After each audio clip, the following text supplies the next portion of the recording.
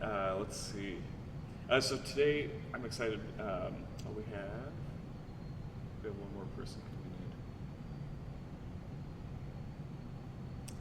in. All right. So very excited for the work meeting today, because today's all about our co-mentorship opportunities, which we've been talking a lot about for probably half a year at least now, bouncing ideas around and trying to get something concrete to better engage our members in a way that's hopefully not stressful, and an easy way for us to participate with, and interact with one another. And then Rod Kaplan and Greg Woodsbie has been doing a lot of work on this recently to help get it going. So I'm excited to introduce Greg here from SUNY Brockport. I think wasn't the guild formed in Brockport? Yeah, the first meeting was here, right? The first large meeting. Yeah, absolutely. Were you there, Kathy? Yes. Yeah, John, were you there too? And I was. Yeah. Oh, it's history. I love it. Yeah. That's that's something that has really made me feel in this role. I've been here at SUNY Brockport about, I think this is the end of my 6th year. Just got permanent status, so I'm excited about that.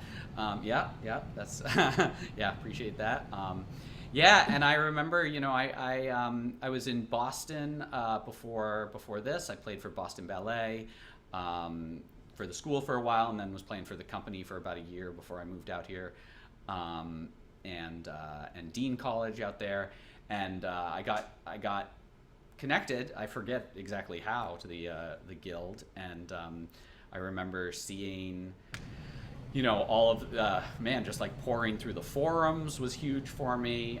Seeing a lot of the newsletter was really really exciting stuff for me. I mean, it was just such a world that I had no idea about, right? And I had no idea about this. I had no idea about the whole world of dance until I was at Dean College in Massachusetts. I was a year or so out of college, and I was playing some musical theater classes, I was music directing a show for them, that's right. And suddenly one of their ballet pianists got sick, and somebody called me up and was like, "Oh, well, I know you're kind of a jazz pianist. You can improvise a bit. So why don't we'll try and do this?" I had never seen a ballet class in my life. I walked in, I sat down next to a woman. She played one class, and then the very next class I played the class. And it was, and that was kind of it. That was kind of, after that, it was basically just like I was in classes. I watched her play 1 or 2 more classes. And then when I got connected with Boston Ballet, I certainly started watching more pianists there play class. But of course, I think this is a story that's not super unique to me. A lot of us sort of stumbled into the field, and we didn't learn about it through any formal channels necessarily. These things exist more and more today. There's certainly the Mark Morris program. Eastman has a week-long ballet pianist class in the summer that I always sort of participate in. But still, most of the ways that we learn have been one-to-one, have been sort of a mentorship. And we're excited to try to make that happen on a virtual level here. Have people meeting and connecting, which I think is really one of the main goals of the guild, is just to have more connections between people who do this work, because we're often kind of isolated. Our co-workers are dancers. We learn so much from them. I'm such a better musician because of my work with them. But man, sometimes you just want that camaraderie of like, yeah, you actually understand what I'm doing, and you have that connection. So we really want to keep fostering that as such a important main goal. And social media and all these things provide all sorts of abilities for us to connect in large groups all the time. And certainly there's a lot of great information that can be shared that way. But being one-on-one is so crucial. It just gives you the time to dig in, the time to build relationships in really important ways. And so we're really trying to just, foster this sense that originally some people talked about it as a mentorship program, because it's really important, we think, to grow the field, to be able to talk to young musicians and to tell them about this work and to share what is so lovely about it. But at the same time, we just want to make connections. We know that learning happens from students to teachers and all around. So we very much are thinking of this as co-mentorship, that anybody can learn from each other. We're sort of launching this today, trying to send out lots of links. So there's the first thing I'll drop right in here, I'll drop in the chat, is the sign up link. And so this is something that if you would like to participate, we'd love for you to fill out right there in the chat. Just a quick Google form, has your name, some interests, a little bit of your background, so that we can partner people up. And then we're really hoping that all of us will share this widely. That we can get a lot of people signed up for this, have a really big pool, have this be a way that we create a very robust space for people. The idea would be that we will kind of rotate this in about 6 months. In August, we'll have a time to kind of gather back together and share how it's gone for everybody, and then rotate some pairings and get it going. We have some other ways of talking about how can we gather some of the information that might come out of this, right? If Bill and I get together and we share some amazing repertoire lists that really, nail it for us, that get a lot of things, or, I was talking with Rob Kaplan quite a bit about ideas about teaching music for dance. And so as we're doing these, we would love for people to gather some of the best resources that they develop out of this. And be able to have a place to share that. So as we send out the pairings and the emails, we'll send you some information on that as well. It's essentially it's a fairly basic thing. We just want to get people together, throw your name in a hat. We're going to pair you with somebody. You'll start meeting with them however it feels comfortable to you. Whether that's Zoom meetings or phone calls, or you're emailing a lot back and forth, and just make more connections, right? It seems like the very basic building blocks of what this group is supposed to do, and will lead to many of the other things we want to do, be that advocacy, be that developing new players, be that gathering resources, and all of that. So we thought we would have a little fun today, demonstrating what these sort of things might be. This might not look exactly like what your pairing ends up being, but we thought if we were just chatting about teaching music for dance together, that wouldn't be as interesting to watch. So we decided we'd do some improvisation challenges. That Bill is going to throw some things out to me, and then I'll throw some things out to him, and we'll just try to improvise for a combination, and give each other some feedback on it. So let's take it away, Bill. Do you have something you can throw at me that I can jump off the cliff with here? Ooh, let's see. Let's try. Let's establish maybe a piece. Like maybe we'll start easy here. Maybe play something you would for just a nice cha do do ba ba do do do do do ba ba, and then we can take that and maybe manipulate it for a few other things. Great. Okay. Yep. All right. I'm not going to really improvise this one. I'll just start off. I like to play. Do you know what it means to miss New Orleans?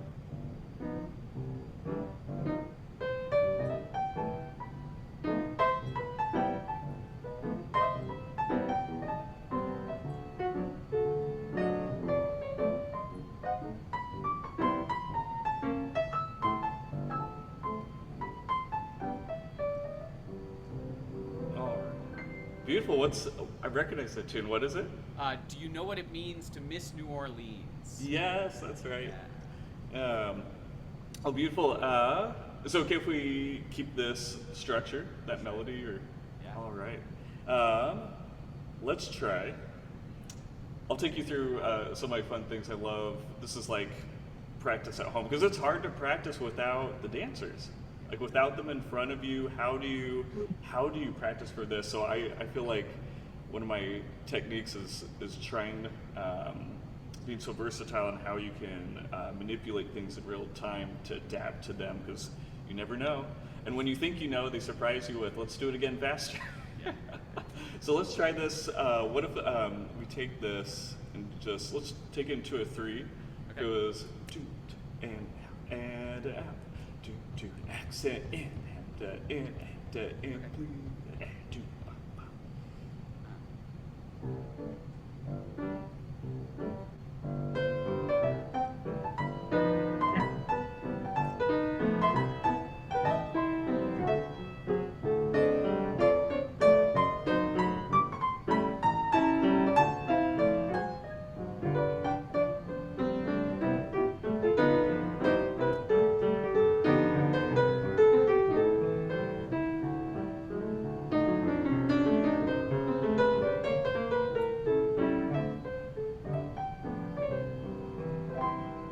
All right, beautiful. Now, let's take it a step further.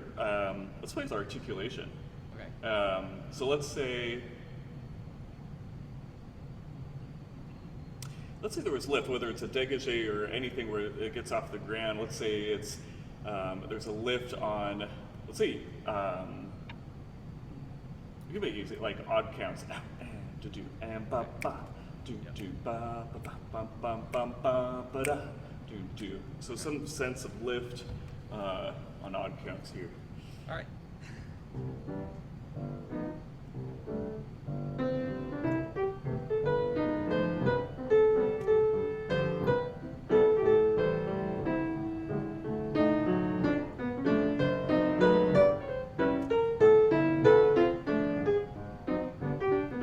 Yes.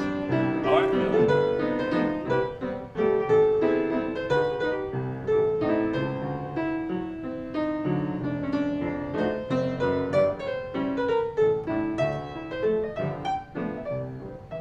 Now, what if we did that, and you don't have a left hand? What if you can only create that feeling with just your melody or just the right hand? Yeah.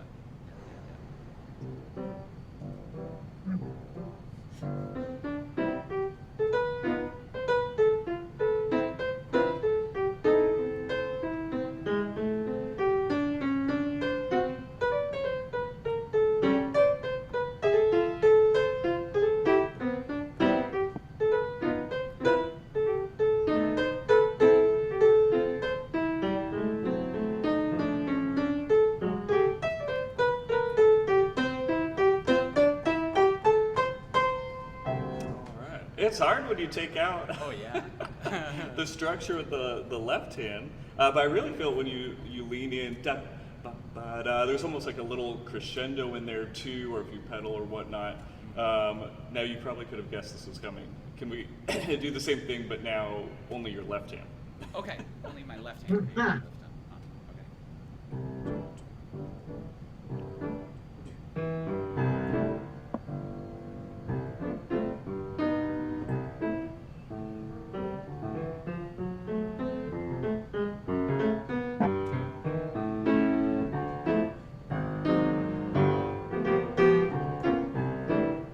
Yeah. I'm not sure It's- if that was all of the 1 and 3s. That was interesting. Yeah. JT, I like your comment there, and we can open this up to the group. You can help me throw things at Greg. No, it's a good point. I have a lot of people.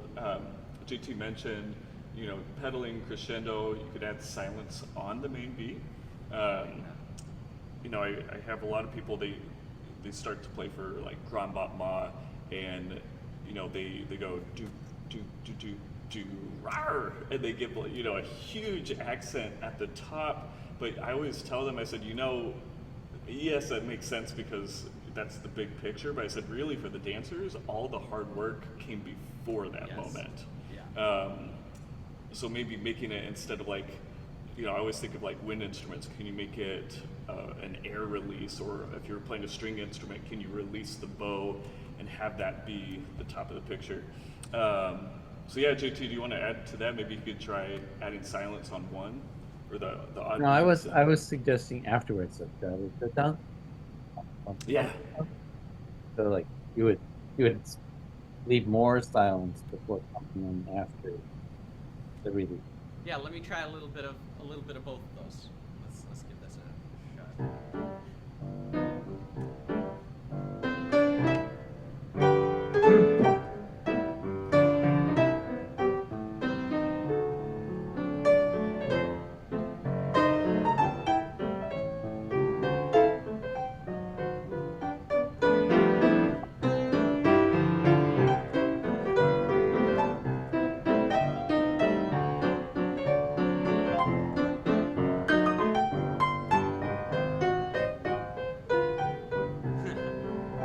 I couldn't really find that, like, how do I leave that one out? I guess it was, I should keep it with my left hand one, so maybe...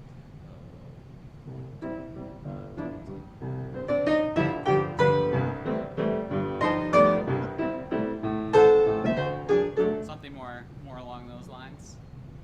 Yeah, JT, you were thinking after one?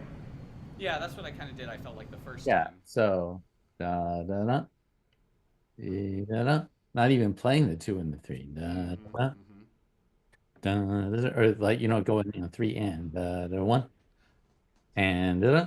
Yep. Even like that, like kind of outrageously a lot of silence. Yeah. All right. Well, let me turn some around on you, Bill. Uh-oh. Let's see. I did. I came up with. How are you for? I got a rhythmic challenge. A rhythmic challenge. Uh-oh. Okay, so. I've only played ballet for the last decade, so There we all go. my rhythmic challenges have been in 8 counts. All right. Well, it is a square. Let's see. So we're gonna be in 5. That is true. So we're gonna say it's PKs en croix, but they're gonna do 3 and then rest on 4, and then they'll start the next side on the next beat. So it'll be 1, 2, 3, hold 5, 1, 1, 2, 3, 4, 5, 1, 2, 3, 4, 5, 1, 2, 3, 4, 5, 1, 2, 3, 4, 5, and then start the next bit. So it should be 4. Yeah.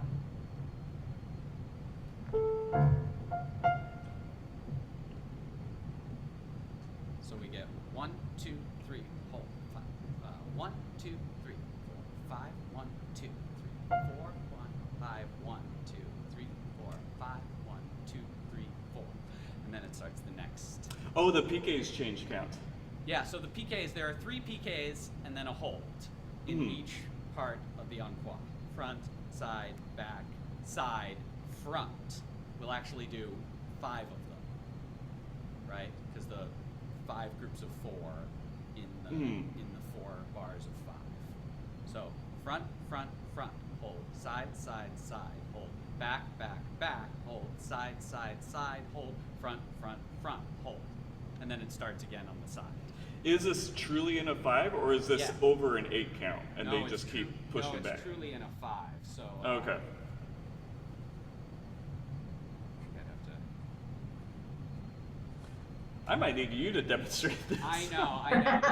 This may not have been the. I think I was thinking this. So 1, 2, 3, hold. 2, 3. Something along these lines. I don't know if that makes sense. Let's try it easier. Play for me. If they're doing PKs in 5. And they're doing 1, 2, and 4. 1, 2, 4. 1, 2, at about that speed. 1, 2, 3, 4, 5. 1, 2, 4, 5. 1, 2.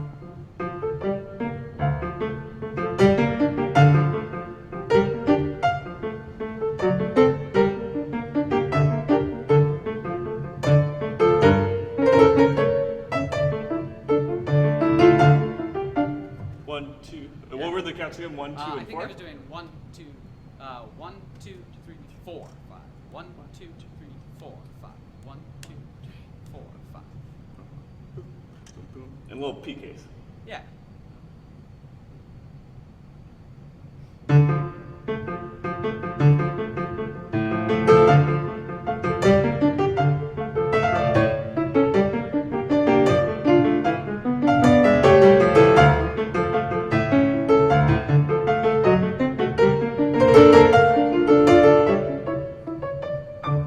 think we left 5. Yeah, nice. The harmony was giving a nice sense of the longer line while the rhythm stayed, because That's that might be for them, but it's also for my brain. exactly right. Keeping you. So that I don't lose track. Yeah, absolutely. I will often find that I'll take a nice easy like whatever frappe pattern or something that I'll use for me. Just to, right? We've all played something like this. But if you're suddenly in a 5, just adding another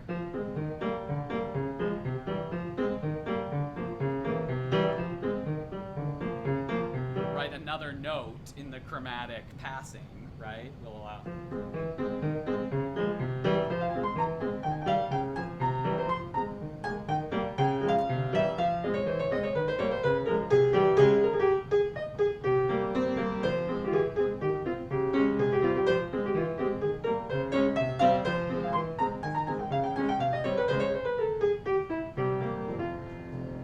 Yeah. And that still feels clear. I still feel the groove. Right, yeah, because it just, my left hand has sort of it's like a mechanical keeping me in the 5, right? It's like, oh, I know this is just dun,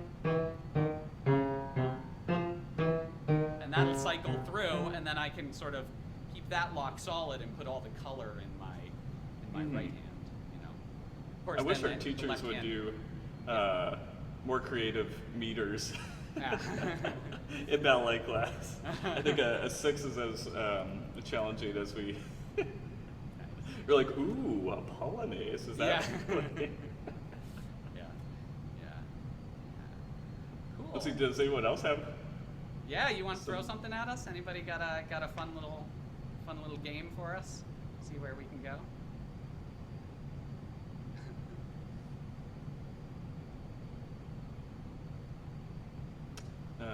Greg, I like your idea too.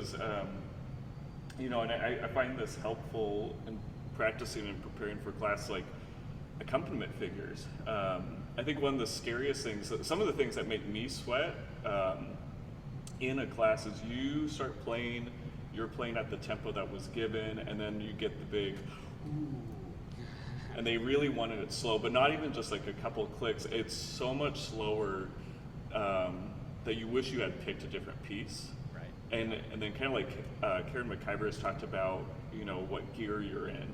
And it's like, yeah, you can drive up the hill in 3rd gear, but it'd be so much easier if you just shift down to 1st gear. Right. And then how do you do that? Or the opposite, if when they go faster, how do you adapt? And so it's like, I guess the game or the idea is you're trying to keep whatever the melody or the harmonic structure, but you're trying to retain a sense of the original piece that it sounds like it was written at that tempo.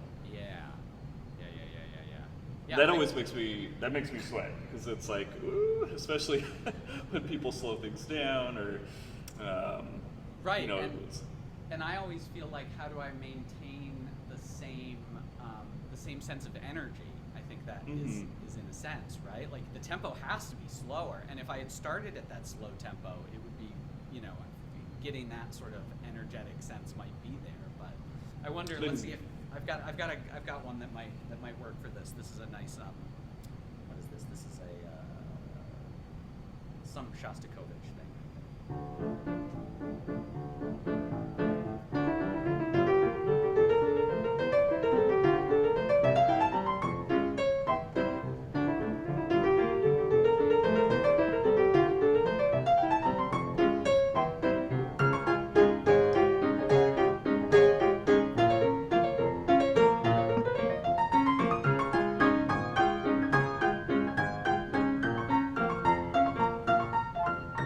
Right? So Mhm. so if that were it, but then I had to, what are you saying, like just vastly Yeah, they're reduce doing. the tempo? They're like, oh, the men need more time for their pirouettes. Do, Right.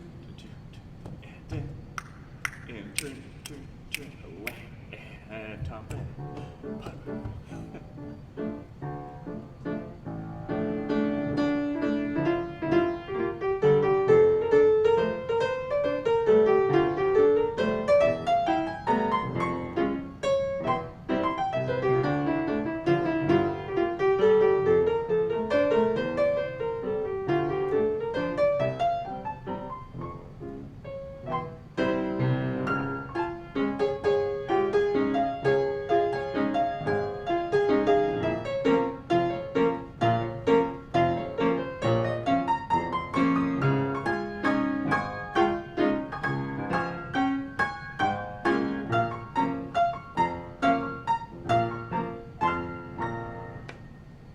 See, and I like, I think where I get nervous is if you had picked a waltz that didn't have much motion in the melody, and then Yes. you're like, whoa, what do I do with that? But the waltz, I think, still works great because you have a melodic figure that kind of winds and shapes even a slow tempo. Right. Right. If I were trying to do that with Someday My Prince Would Come.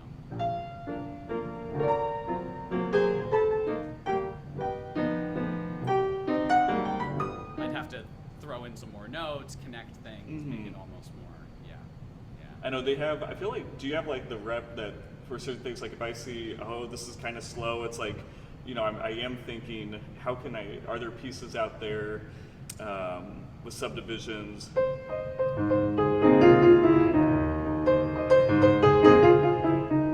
Um, things like. But sometimes you'll get, and I've noticed this especially with the younger levels, like you'll get those deathly slow, and to the point where it's like, is this even musical? Was there another musical choice we could have done? But since it's already been set and it's in our ears, it's almost like you have to conform to what you're hearing. It'll be like 2, 3, 1. Right. And it's like, but they don't want a polonaise. They still want it to retain some sense of a, at this point I'm like, are we just exercising? Can I be musical? I don't know.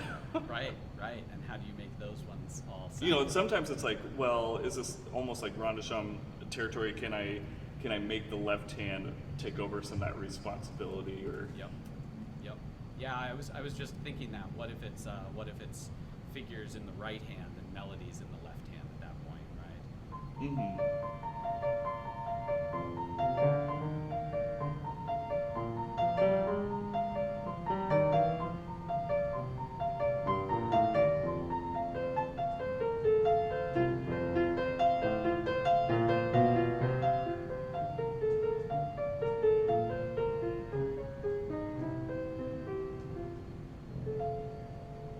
Yeah. Oh yeah, practicing. It's beautiful. Yeah, different techniques for each hand. Yeah. Yeah. Any other ways you guys practice at home for? 'Cause like I said, it's hard. Other than preparing material, you have repertoire ready to go. It's like trying to find ways to recreate the classroom when you don't have dancers. I think is it's always a fun challenge. Yeah, I have a really good time with just if I'll find some figure, and this always is I'll take some figure and some rep that I'm trying to learn. Right, I've got what do I have right here? I've got excursions, Samuel Barber excursions, right, and so I'll find a figure somewhere in there. I mean, this has a very straight ahead left hand pattern. But even some of the ones that are harder in here, like let's see, there's there's a little 7/8 figure here that goes, right? And so I'll think to myself, like, okay, how could I take the shape of that somehow so that I'm physically practicing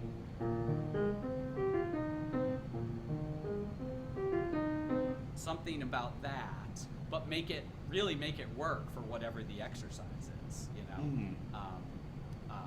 That I think definitely. So maybe, you know, I'm not going to play it in a 7/8, but if I play that in a 3 and I go,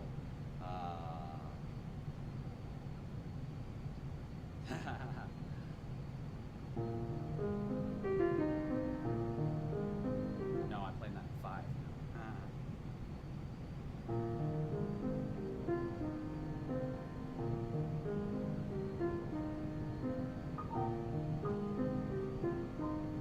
I think I'm in.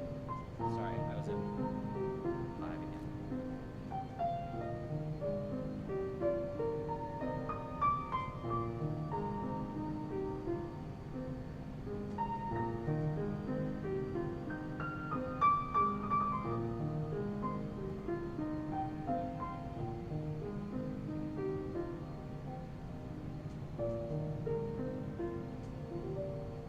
You know, Yeah. then suddenly when I'm trying to do it, I've done the reps on it. I've got a comfortable sense of where it is in my arm, and then I can just put it back in the piece, and it makes a lot. I've more done that sense. before with maybe there's pieces that are supposed to be faster and it's a waltz or something, and I'll take it. I'm like, do you know what? This could work as rond de jambe, and it's forcing me to practice at a slow tempo and really milk every note. And even though that's maybe not what it was supposed to be Right. at, but you almost like classes. You know, Yeah. for them it's new material.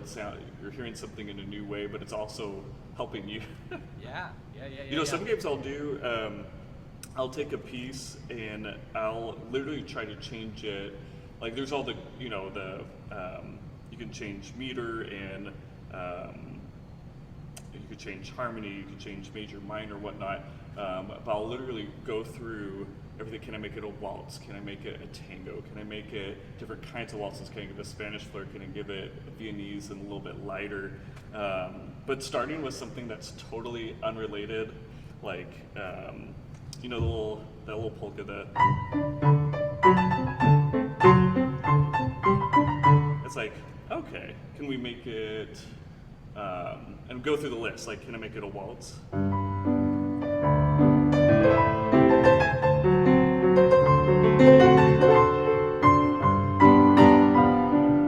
And then, can we make it tango?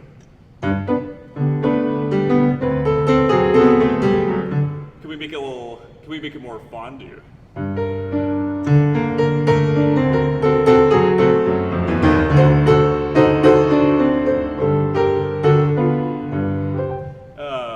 You know, make it a march, make it I'll keep going down. Maybe taking a lot of I've noticed taking the twos, like a lot of your polkas, things like that, can easily become codas. You know, you just change their perception of it.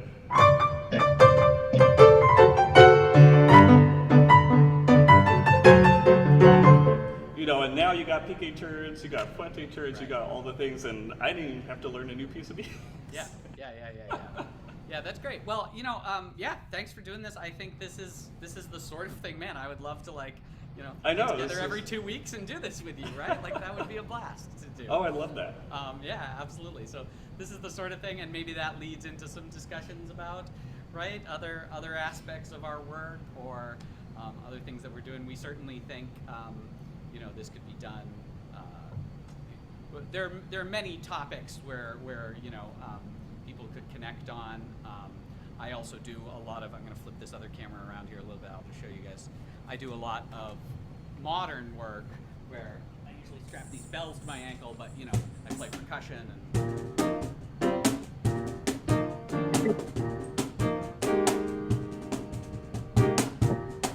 right, that sort of thing. So Yeah. you know, Wow, excellent.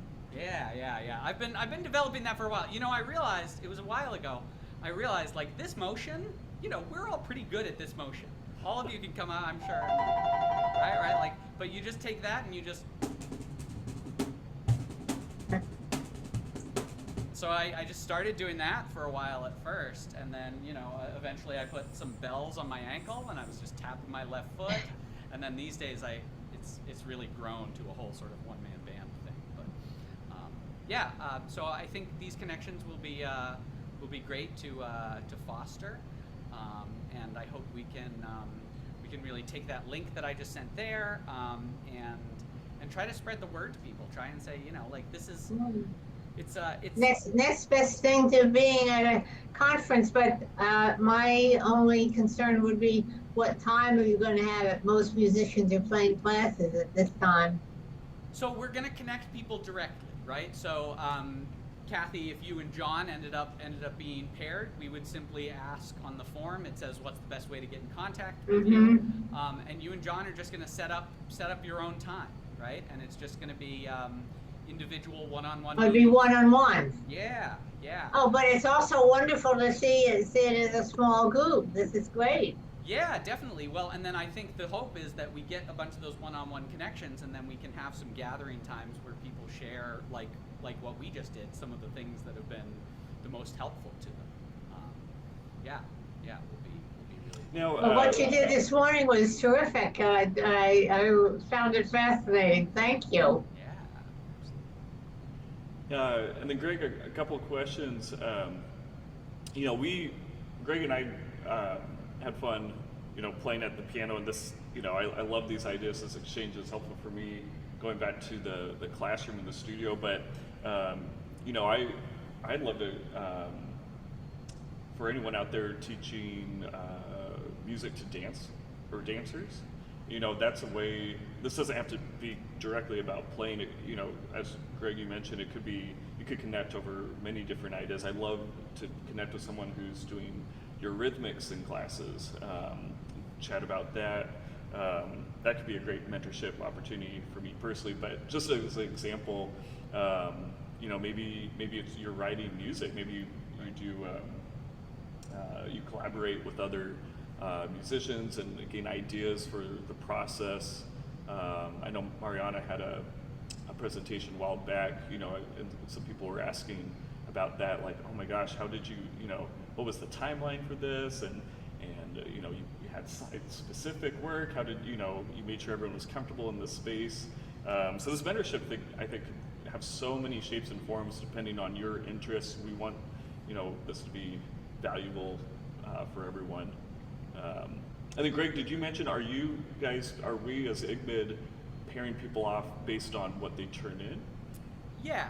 Okay. We'll there's a spot in there in that little questionnaire. You can say some of the topics you'd be interested in sharing about. You can share some of the things you'd be just interested in discussing. If there's a specific person that you've met over time, or somebody who you're like, oh, this is there's a slot to put that in.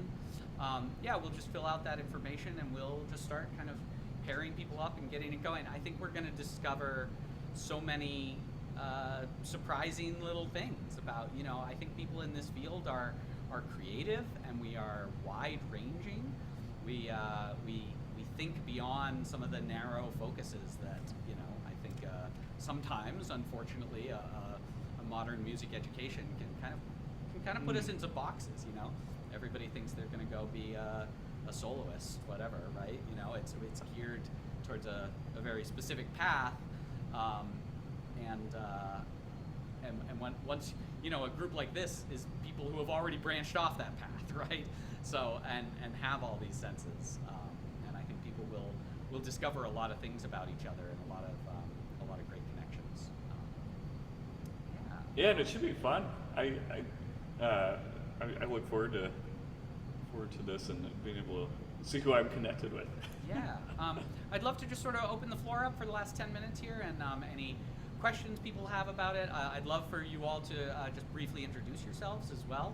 Give a little bit of your dance biography, as it were, so that we can get a sense of who you are, and what you might look for getting in this project, or that you would hope you might be able to share?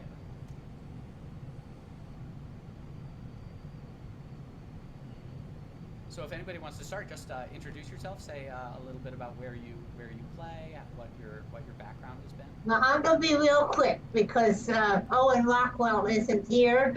And I just want to applaud what he is doing, starting an archive, trying to get the Guild to have not-for-profit status again. This is fabulous, to gather all the years of things like John, all your conferences, all the materials that you and others who hosted conferences have, to have it available and to digitize things. So that's what I've been doing this last week. Is he wanted me to look and see if what I had from 1991. So John, I had notes of how much people were earning then, and what they were teaching in classes.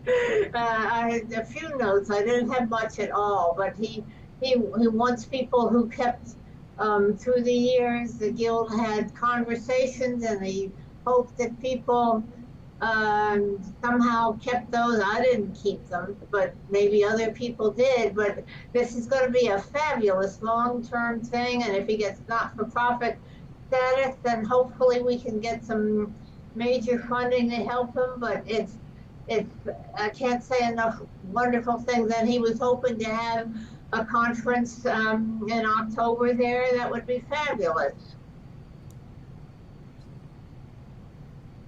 Very good.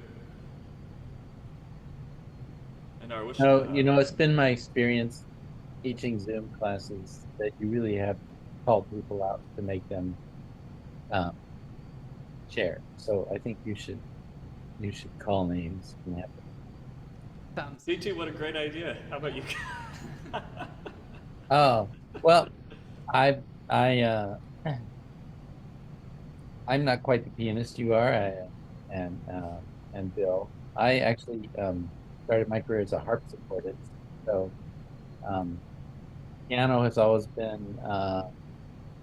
I can't play large repertoire. I started as a harpsichordist because I very delicate hand, but really, so harpsichord suits me perfectly, but big repertoire on the piano just is painful for me to play. So I play a lot of modern classes, and ballet I also play quite a bit. I feel that I'm like super good at it, but so like normal repertoire I don't play. I'm always improvising, doing things all the time. I very rarely play anything that anyone has written before. I can, of course, make them. And I do a lot of one-man band things. I also incorporate a fair amount of modern electronic technology, looping, etc. in what I do. So it's pretty eclectic, my approach, and extremely improvisatory. So that's where I'm at. I'm also been doing this for a long, long time, since 1978 was my first class. I did have the luxury of having a wonderful musician named Gwendolyn Watson, who was also at the first Guild conference, teach me how to play classes. So I sat with her for, I don't know, several weeks. She always encouraged me to use drumming and my voice. I have a really funny story about using my voice for the first time. I was playing for Lucas Hoving. I deviate really quickly. I was playing for Lucas Hoving in San Francisco. I don't know if you guys know who he was, but he was Jose Limon's main dance partner. And he was kind of notorious in San Francisco for kicking pianists out because he hated their playing. So there were two of us that survived, Lucas. I can't remember the other guy's name. I keep thinking of it. Anyway, so I finally decided at one point, okay, I'm going to get my courage up. I'm going to start singing. I'm going to sing while I play. So I have to, this is a really pretty funny. So you guys are me, right? Sitting in the corner at the piano. And Lucas is teaching. Am I at a side view here? Yeah. So he's teaching along, and I finally open my mouth to sing. And as soon as I open my mouth, he goes.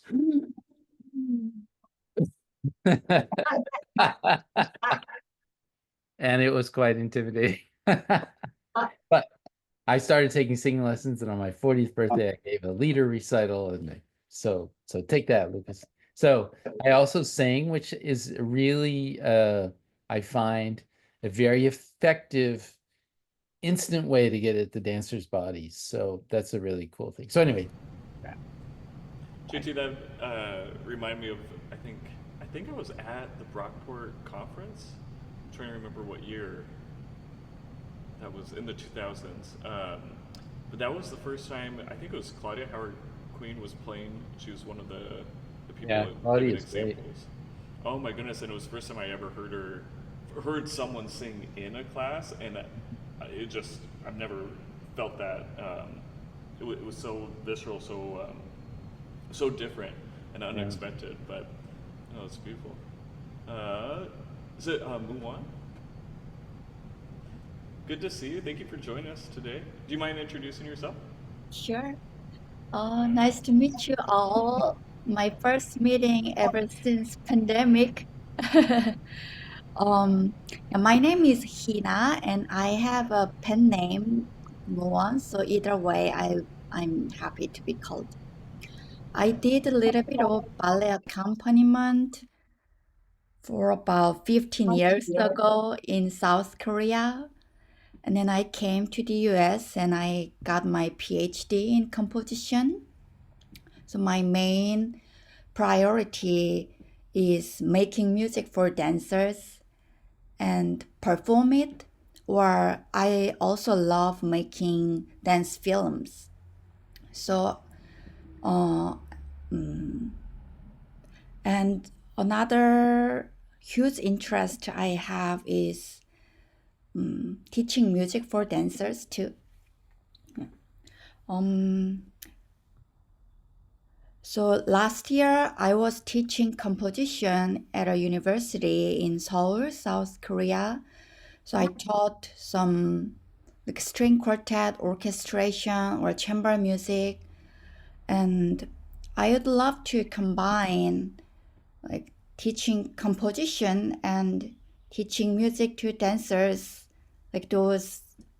I'm curious how I can combine those fields together so I can deliver the music to the dancers so they can choreograph good pieces of art.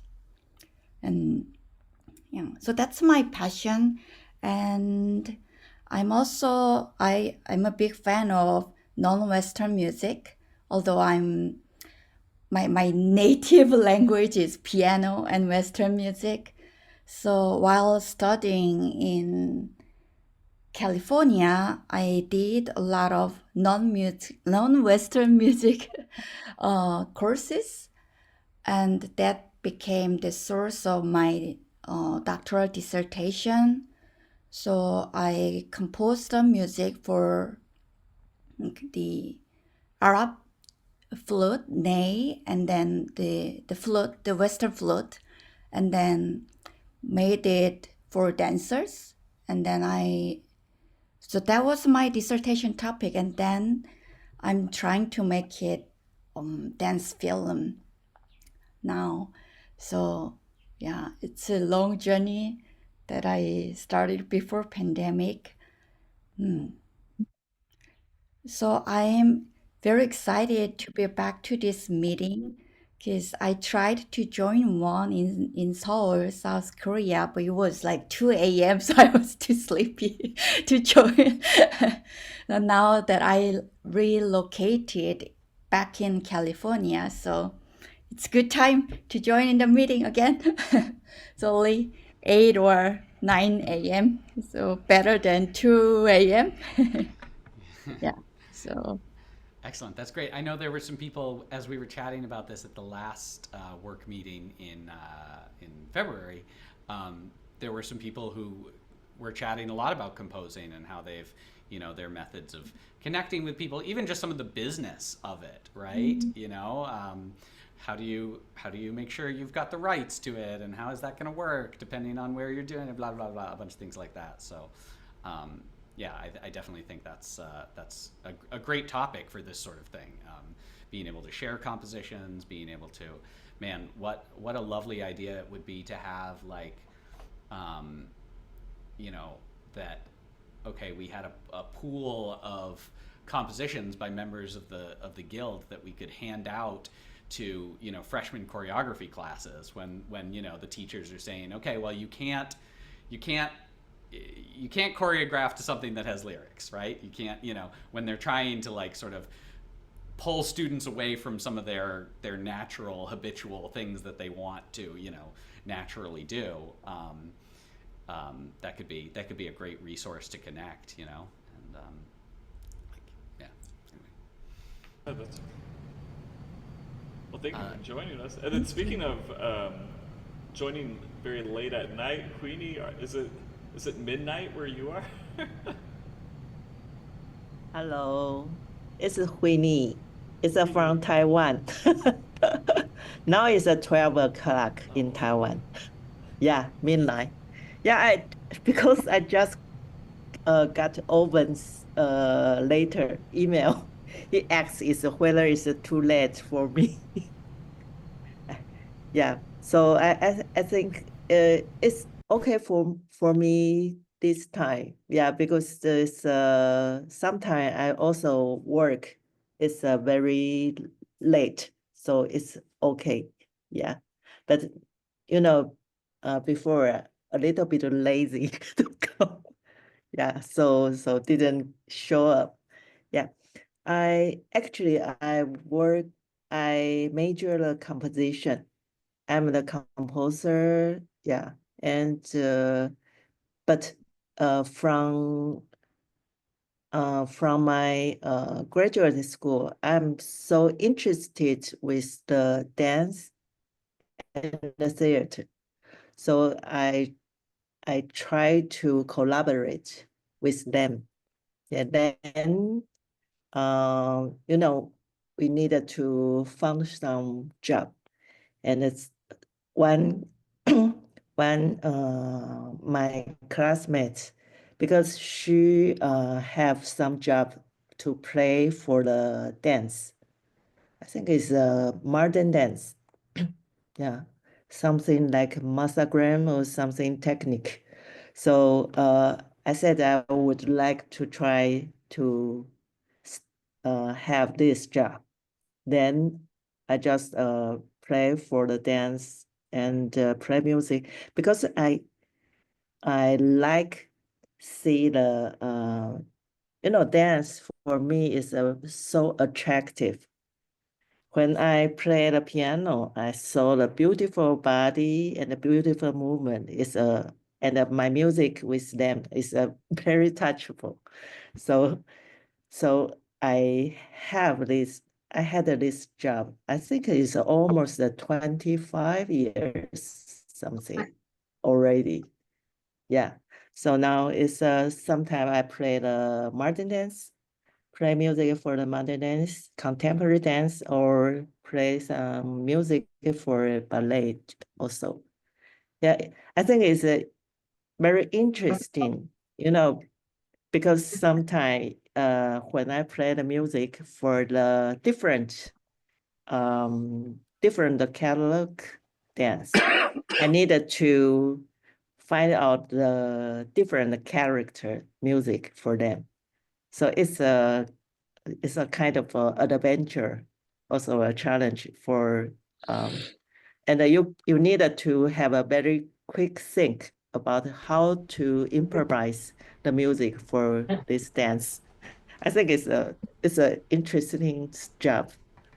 So, and also now, you know, because work lots of dancer, and also like lots of colleagues said is we needed to help dancer to find out how to collaborate with the music. So sometimes I will help the some dance student to figure out how to choreography a nice dance, but use the how to use the music. You know, dancer always think about the rhythm, so or some background music for them. Yeah, because it's easier for choreography. Yeah, but we sometimes I will try to help them to dig out more musically with the dance. Yeah, so but I am working and I joined a guild. I think when I start to play for the dance, I found out this guild, so I joined so long time. Yeah, and I like to see the email between the all guild members. It's very interesting, and I can discover a lot of new idea from the dance music. Yeah, okay, nice to meet. Yeah, thanks. One of the things I had thought about that I would love to chat with people for modern classes is simply, sometimes in a modern class it's just like a repertoire list.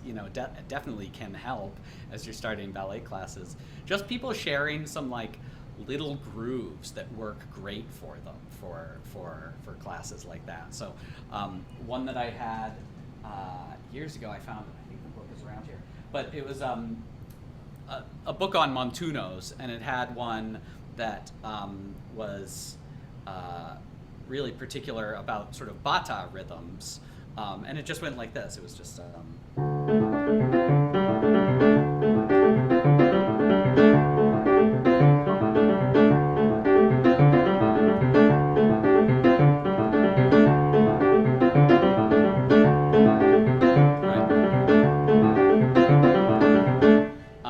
which is just lovely, which is super useful all the time. There are so many, wonderful exercises that are going on in a modern class that you can do that over.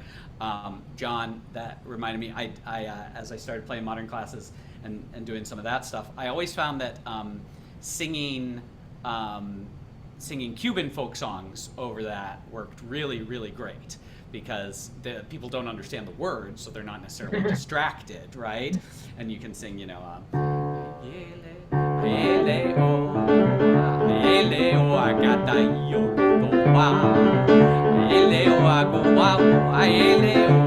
right, etc. One of the other things there's one more person coming in. One of the other things I discovered with that is I realized one day that, of course, you're not actually playing and seems like it's frozen a little bit, but there we go. So I realized, you're not actually playing things at the same time, and I very slowly worked it up with one hand, which of course would either allow me to do some drums,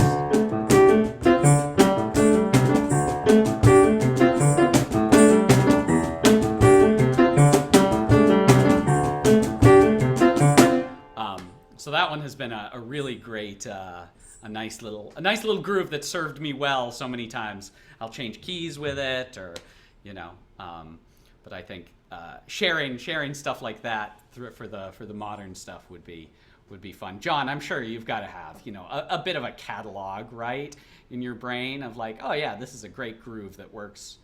Yeah, probably. Yeah. Then I get disgusted with myself because I'm doing the same thing over. Of course, yes, exactly. Yeah. That would be a great thing to share, though, that little book you're talking about. Oh, yeah.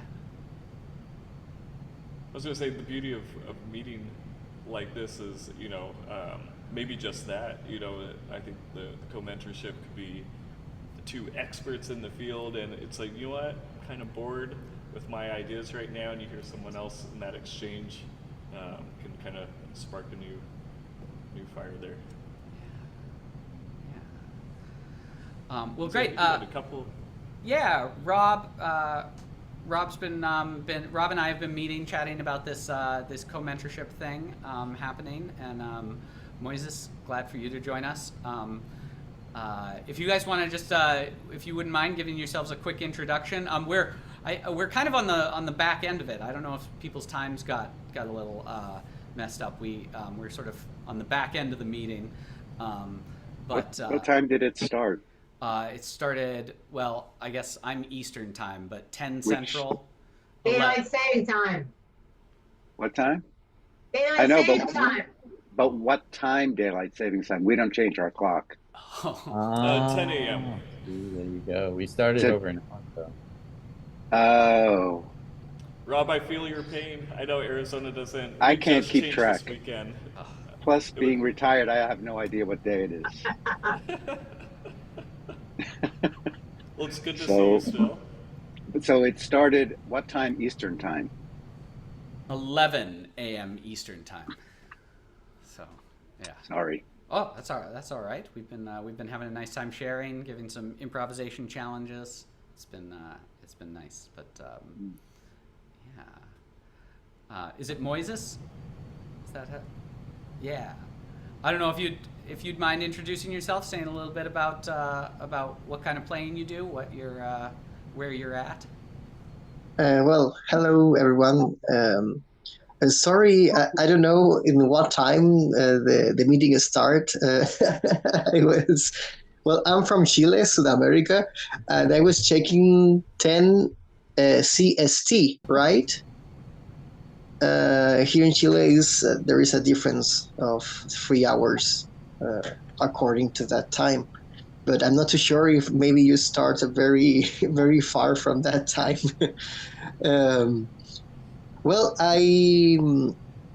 I play in a conservatory here in Viña del Mar, Chile, and I play piano, a little of piano, but most of the time I play drums for Graham and lever technique. Is what I do most of the time, and that's it. I really enjoy, and I try every day to learn more with my left hand. I was watching you playing with the left hand. You're really amazing, and that is my that's my story. Sorry, I don't know too much words in English because my language is the Spanish, but I try to do my best. But I understand most of what you're saying, so thanks for the welcome. Yeah. Thanks for being here. I think have you been putting together some of the videos for the social media of people playing? Yeah. Yes. I'd love to see your setup. I'm always I often sit at kind of a half drum set with my full setup. I'll put a video of that up. I think I was making one, but I remember the first time seeing a percussionist, a drummer, and then they're sitting there and just laying down a few chords at the piano while they're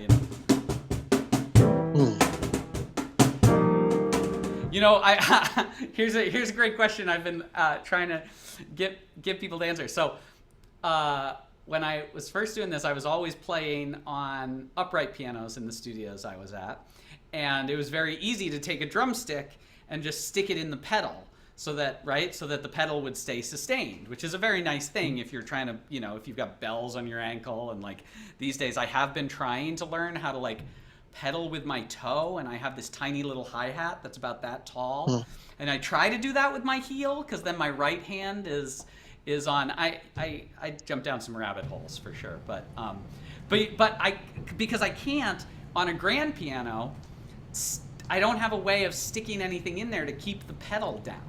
Does anybody have a good solution on a grand piano that they do with that? I guess a very heavy rock. I was just going to say something really heavy. Yeah. Or I remember one day I brought in drums, but I had to do it. The drums had to be on the right side, and I was like, "Oh, there's no way I'm getting around this today." And I tried pedaling with my left foot, and that I thought it would be an easy switch, and oh my gosh, that's it took some coordination. Yeah. You could disconnect the pole that goes between the soft pedal and piano, and you could wedge you have the sostenuto on top of it. Yeah, I think I understand what you're saying. Yeah, because each pedal has a rod that goes Yeah. up. You take the rods; those rods come out really easily. Yeah, and then it would be constantly down. I don't know. You could try that. Yeah. I'm. Yeah, I think I have a brake drum around that I might be able to try. Yeah. Well, fantastic. I put the link in the again in the chat. That is the sign up. So our hope is that we really share this link widely. Please send this to many musicians that you know. Post it up on your personal social media. People will have to be. We have sort of chatted about how people will have to be a member of the guild. For us to spend the time, because it's going to take, it's going to take us some time to read through people's things and pair them up and do these things. And, we want this to be a thing that builds up the guild. So people will have to become a member. It's very easy to join. If people are having financial hardships, there's always support. We're not gonna turn anybody away for lack of being able to pay.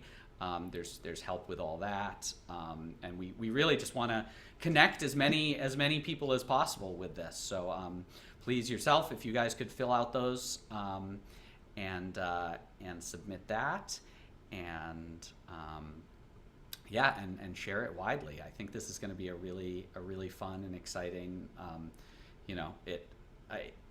It seems very much like I'm sure we all wish we could do this individually with all of us in every various time, but we're all busy people too, right? We're all these musicians putting together a life that pays the bills enough, and so just having the commitment that there's one person that you're going to meet with them, that it's going to happen, that it's going to rotate in 6 months or so. We've chatted about maybe probably the August 10th meeting. We'll try to gather everybody again and sort of at that point switch some things up. But just putting ourselves in for some steady commitment to connecting with other musicians and growing this, I think will be excellent. Very excited. Thank you. A big thank you to Greg and Rob for helping get it on its feet, and I'm excited to start it. Yeah, absolutely. If there's any final questions, thoughts, comments that people have, or we'll sort of get on with some things today. It was very cool. It was really fun. Amazing to hear you play, both of you guys. Thank you. Yeah. Enjoy a lot. I love it. Thank you so much. Absolutely. Yeah, I'm sorry I was Rob, late. Get with it. Man. Yeah, really. I even asked my phone, what time is Central Time and Arizona time or Pacific time now? Can't ask Siri everything. I think that'll be the great thing about these. It'll be one-on-one, right? You miss a one-on-one connection, you don't have to wait another month for it to reset, Yeah. Bye, everyone. Well, Bye-bye. thanks a lot. Take care, everybody. Thanks, Greg. Yeah, absolutely. Thank you. Bill, just hang Thank on just a second, you. if that's okay. Thanks a lot. Bye Oh, hang bye. on. Yeah. Bye. Thank you so much. take Sorry care. for the late. Oh, no problem. Good to meet you. Yeah, same. See you. Yeah. Bye. Take care. I had that, let's see, here was the, one of these is in, okay, here we go. This one is actually in the guild. Just our, sort of like what's happening following up